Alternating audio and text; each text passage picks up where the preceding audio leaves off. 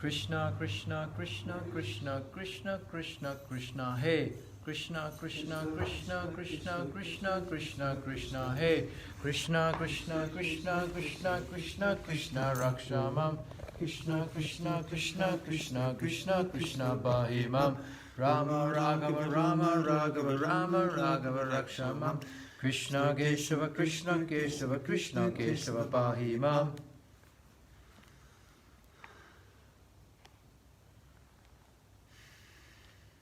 Where are we here, yeah? Yeah. Let's start today.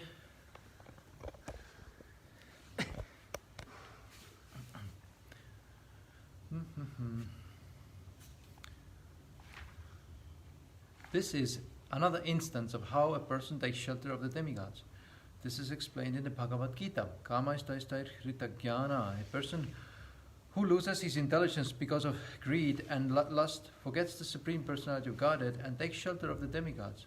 Of course, Arjuna was not an ordinary living entity, but because of his friendly dealings with Krishna, he thought that Krishna was unable to give protection to the Brahmana and that he would do better to remember Lord Shiva.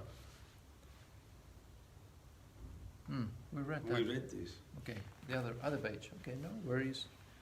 It seems that Arjuna had mastered the mystic yoga power by which yogis can travel to any planet they desire. He first of all went to the planet known as Yamaloka, where the superintendent of death, Yamaraj, lives.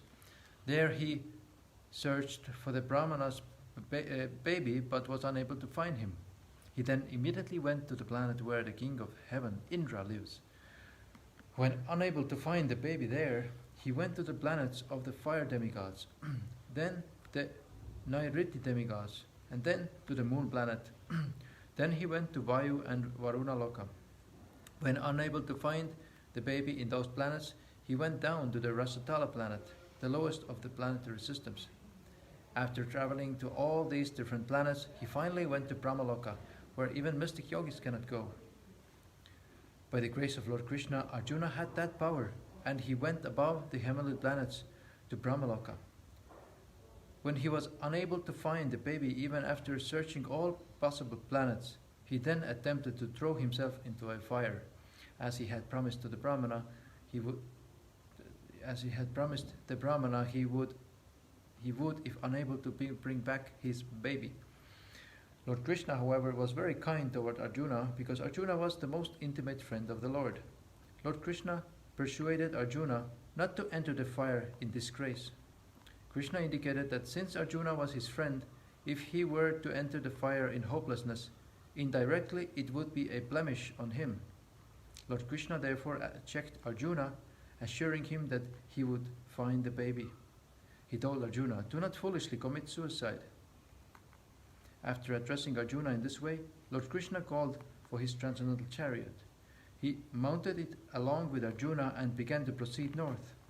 Lord Krishna, the all-powerful personality of Godhead, could have brought the child back without effort, but we should always remember that he was playing the part of a human being. As a human being has to endeavor to achieve certain results, so Lord Krishna, like an ordinary human being or like his friend Arjuna, left Dwaraka to bring back the Brahmana's baby. By appearing in human society and exhibiting his pastimes as a human being, Krishna definitely showed that there was not a single personality greater than he. God is great. That is the definition of the Supreme Personality of Godhead.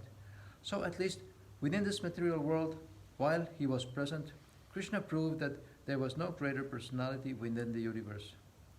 Seated on his chariot with Arjuna, Krishna proceeded north, crossing over many planetary systems.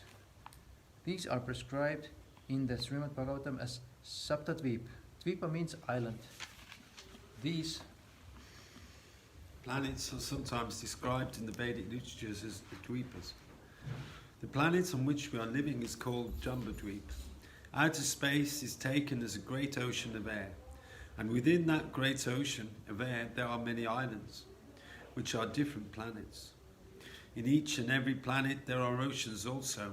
In some of the planets the oceans are of salt water. In some of them there are oceans of milk.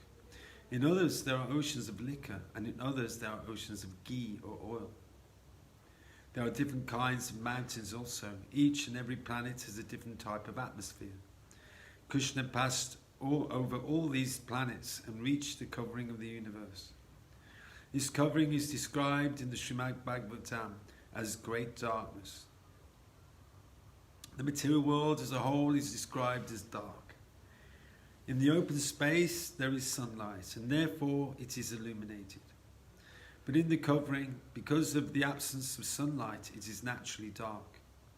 When Krishna approached the covering layer of this universe, the 4 horses which were drawing his chariot, Sabya, Sugriva, Meghapushpa, and Balahadka, all appeared to hesitate to enter the darkness.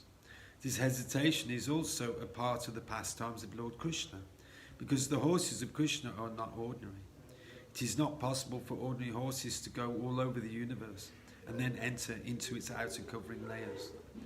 As Krishna is transcendental, his chariot and his horses and everything about him is also transcendental.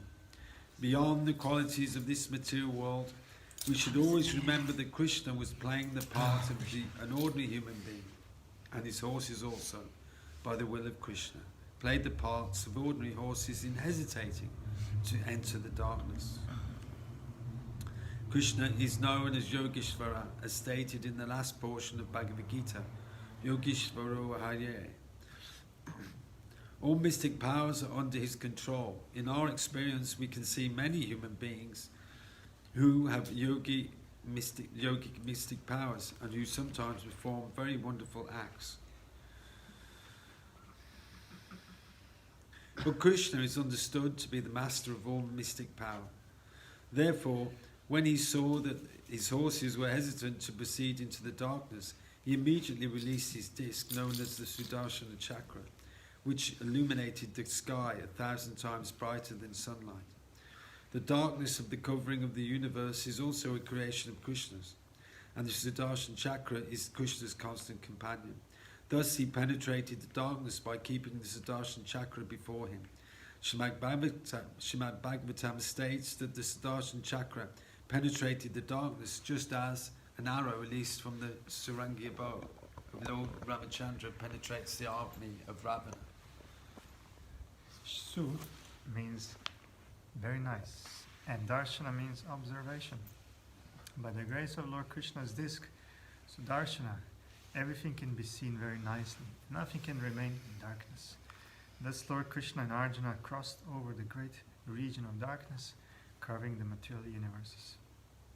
Arjuna then saw the effulgence of light known as the Brahma-jyoti.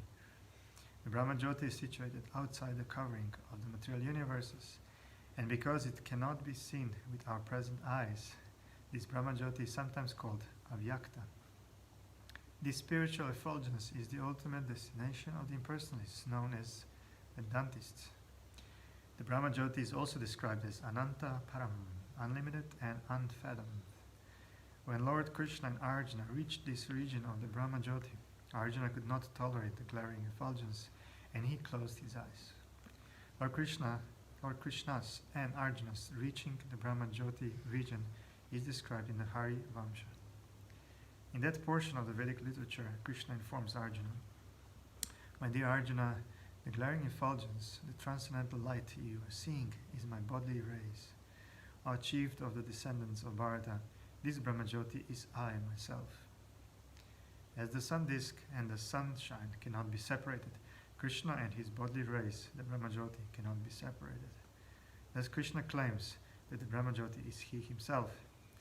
This is clearly stated in the Harivamsha when Krishna says, "Aham Saha."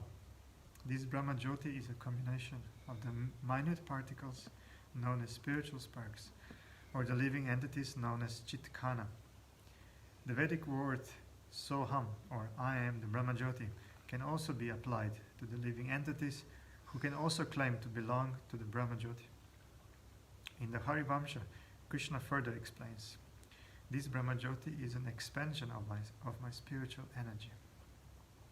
Krishna told Arjuna, "The Brahma-jyoti is beyond the region of my external energy, known as Maya Shakti.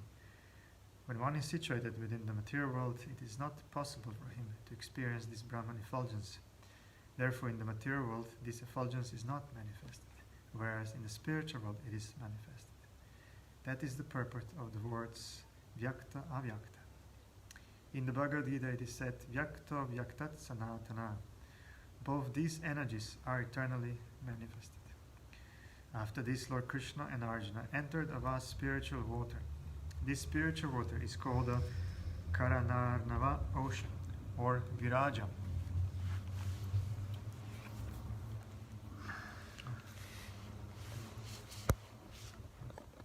Now we gotta move this stuff here.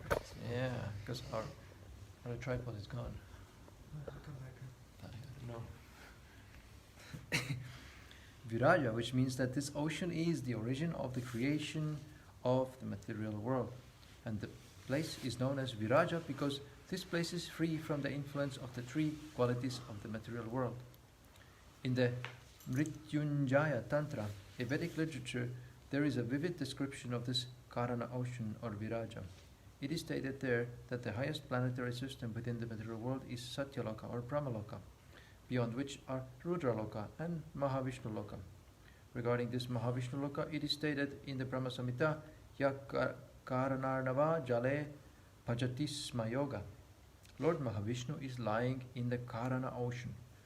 When he exhales, innumerable universes come into existence, and when he inhales, innumerable universes enter within him. In this way, the material creation is generated and again withdrawn. When Lord Krishna and Arjuna entered the water, it appeared that there was a strong hurricane of transcendental effulgence brewing, and the water of the Karana ocean was greatly agitated. By the grace of Lord Krishna, Arjuna had the unique experience of being able to see the very beautiful Karana ocean. Accompanied by Krishna, Arjuna saw a large palace within the water. There were many thousands of pillars and columns made of valuable jewels, and the glaring effulgence of those columns was so beautiful that Arjuna was charmed by it. Within that palace, Arjuna and Krishna saw the gigantic form of Anantadeva, who is also known as Shesha. Lord Anantadeva or Shesha was in the form of a great serpent with thousands of hoods, each one of them decorated with valuable effulgent jewels, beautifully dazzling. Each of Anantadeva's hoods had 2 eyes, which appeared very fearful. His body was as white as the mountaintop of Kailash, which is always covered by snow. His neck was bluish, as were his tongues. Thus Arjuna saw the Sheshanaga form, and he also saw that on the very soft white body of Sheshanaga, Lord Mahavishnu was lying very comfortably. He appeared all-pervading and very powerful, and Arjuna could understand that the Supreme Personality of Godhead in that form is known as Purushottama.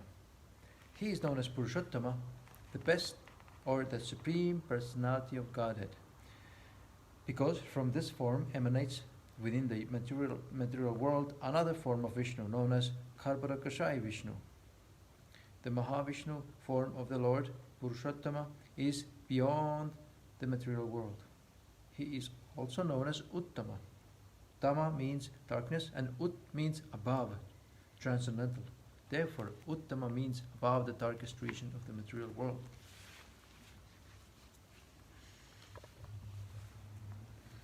Arjuna saw that the bodily colour of Purushottama, Mahavishnu, was as dark as the new cloud in a rainy season. He was dressed in very nice yellow clothing. His face was always beautifully smiling, and his eyes, which were like lotus petals, were very attractive. Lord Mahavishnu's helmet was bedecked with valuable jewels, and his beautiful earrings enhanced the beauty of the curling hair on his head.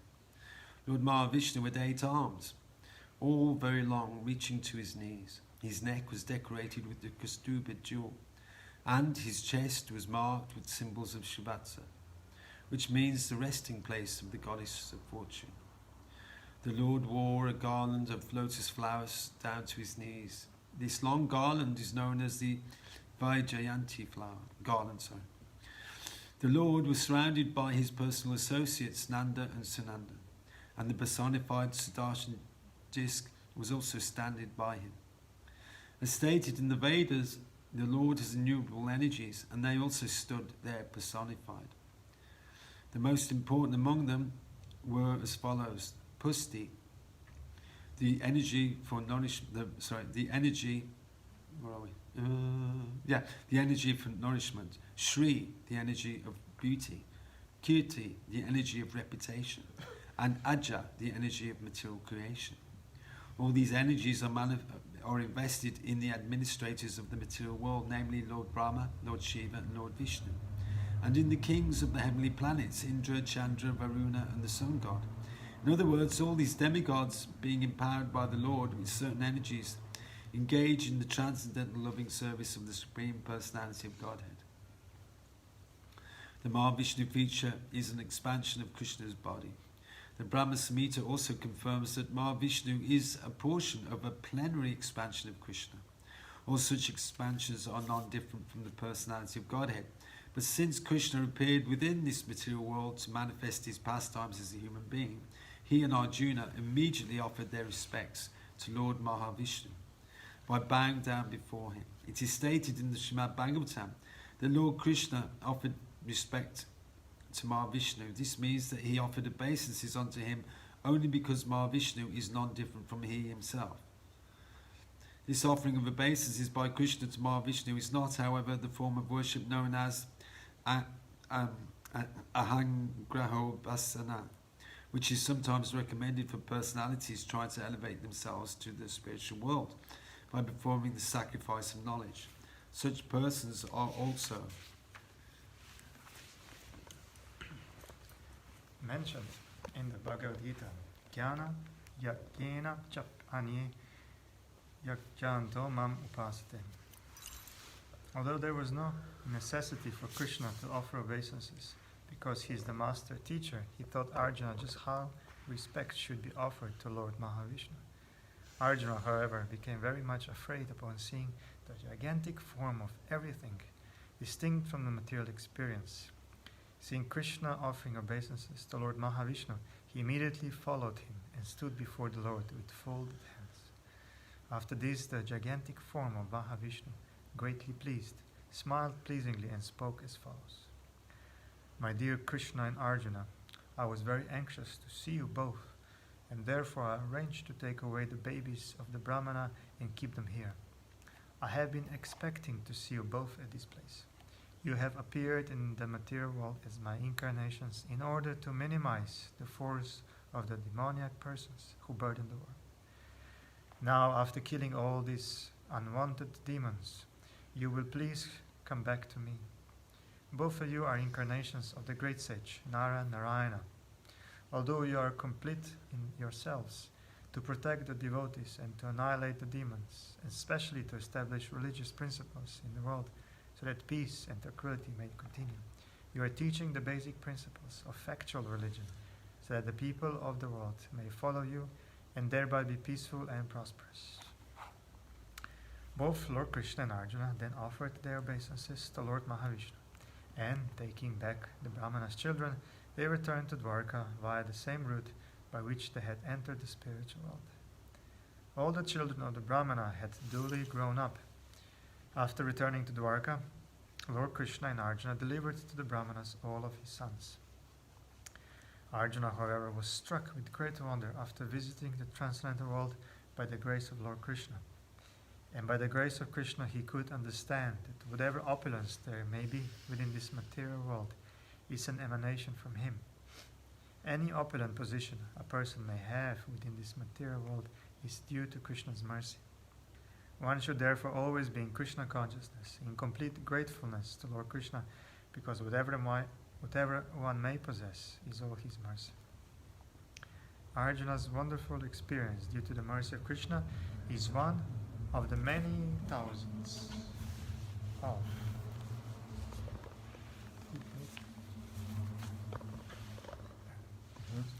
one of the many thousands of pastimes performed by Lord Krishna during his stay in this material world. They were all unique and have no parallel in the history of the world. All these pastimes prove fully that Krishna is the Supreme Personality of Godhead. Yet, while present within this material world, he played just like an ordinary man possessing many worldly duties. He played the part of an ideal householder, and although he possessed 16,000 wives, 16,000 palaces, and 160,000 children, he also performed many sacrifices, just to teach the royal order how to live in the material world for the welfare of humanity. As the ideal supreme personality, he fulfilled the desires of everyone, from the Brahmanas, the highest persons in human society, down to the ordinary living entities, including the lowest of men. Just as King Indra is in charge of distributing rain all over the world to satisfy everyone in due course, so Lord Krishna satisfies everyone by pouring down his causeless mercy. His mission was to give protection to the devotees and to kill the demoniac kings. Therefore, he killed many hundreds and thousands of demons. Some of them he killed personally, and some were killed by Arjuna, who was deputed by Krishna. In this way, he established many pious kings, such as Yudhishthira, at the helm of world affairs. Thus, by his divine arrangement, he created the good government of King Yudhishthira, and there ensued peace and tranquility. Thus ends the Bhaktivedanta purport of the 88th chapter of Krishna's The Super Excellent Power of Krishna. Chapter 89. Go. Summary description of Lord Krishna's pastimes. After returning from the spiritual kingdom, which he was able to visit personally with Krishna, Arjuna was very much astonished. He thought to himself that although he was only an ordinary living entity, by the grace of Krishna, it had been possible for him to see personally the spiritual world. Not only had he seen the spiritual world, but he had also personally seen the original Mahavishnu, the cause of the material creation. It is said that Krishna never goes out of Vrindavan. Vrindavanam paritayaya na padam ekam gacchati. Krishna is supreme in Mathura, he is more supreme in Dwarka, and he is most supreme in Vrindavan. Krishna's pastimes in Dwarka are displayed by his Vasudeva portion. Yet there is no difference between Vasudeva portion manifested in Mathura and Dwarka and the original manifestation of Krishna in Vrindavan. In the beginning of this book, we have discussed that when Krishna appears in all his incarnations, plenary portions and portions of the plenary portions come with him. Thus some of his different pastimes are manifested not by the original Krishna himself, but by his different portions and plenary portions of incarnation. Arjuna was therefore puzzled about how Krishna went to see Karana Vishnu in the spiritual world. This is fully discussed in the commentaries of Sri Vishwanath Chakravarti Thakur. That's it? That's it. Okay. Shishi Panchatattva. Jai. Okay. Hare It's Krishna. the bell notifying that it's time to end.